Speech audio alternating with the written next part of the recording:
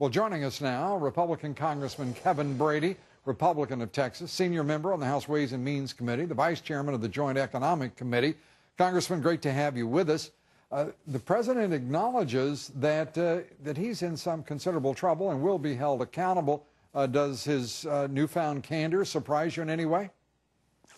Well, not really. Again, he can't utter a sentence without blaming someone or some prior administration for this economy, but it is his, and 2.5 years after this recession supposedly was over, we're still struggling. Consumer confidence is at years low. Business confidence, while I think they have some belief in the underlying fundamentals of the economy, they see a White House that continues to run around like a doctor pushing a pill down a patient's throat every 5 minutes, asking, do you feel better?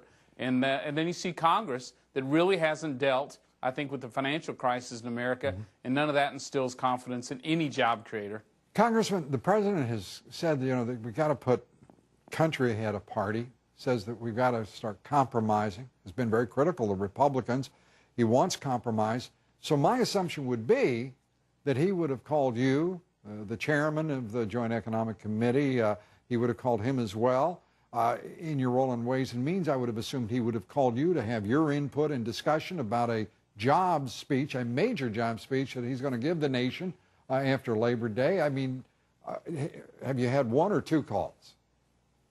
I'm trying to count none as of this point, but I know what I would tell the president respectfully. Right. I would tell him to stop doing what you're doing. Stop spending more, stop trying to stimulate artificially, stop trying to raise more regulations, jettison the talk on tax increases.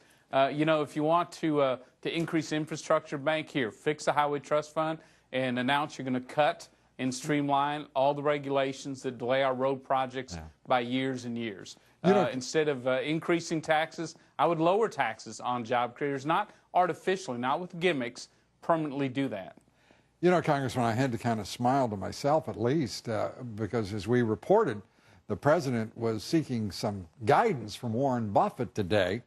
I wonder, as he's used all of that rhetoric of fear and class warfare about corporate jets and people who own those big jets, I wonder if he understands that Warren Buffett owns a company that's based on corporate jets and fractional shares, net jets.